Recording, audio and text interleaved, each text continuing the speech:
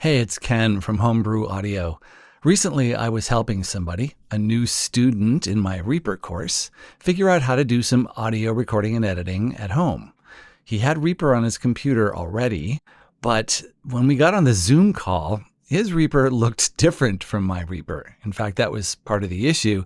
It was hard to follow along with the tutorial video because his Reaper looked so much different from mine. My tutorial video looked like this, but his Reaper looked like this.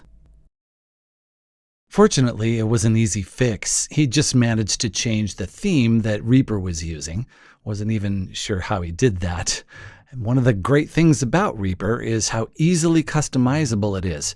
And one of the things I don't like about Reaper is how easily customizable it is, especially if you're not exactly sure what you're doing. People often make changes to the default behavior of Reaper and they don't really know what's going on under the hood, so they can't fix it if they mess things up. And they only did it because somebody on YouTube told them it would be a great idea.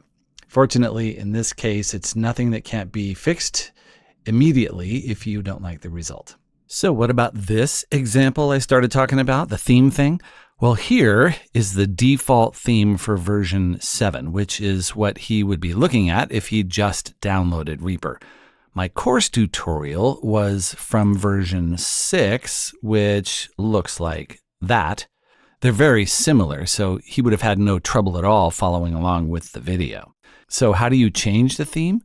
It's super easy. I just did it once, but let me show you. Go up to Options, and then come down toward the bottom to where it says Themes, and then you pick a theme. If yours happened to be one of these others that installs automatically when Reaper installs, say Classic 4, which is what he had, you could just change it just by going Options, Themes, and choosing Default.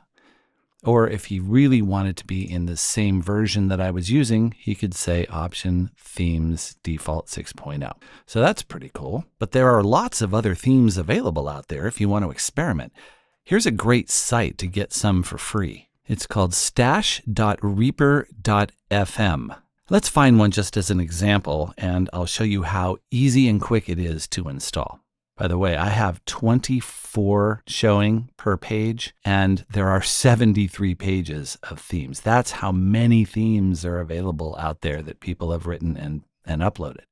So let's choose one here to test, and make sure that it has zip at the end, because that's how it's going to be installed using a zip file. Let's try this Pro Tools Gold 2026 thing. So click on that link there and download it. And this is going to download to my downloads folder. And then once that has finished downloading, mine hasn't yet. Okay, there it is.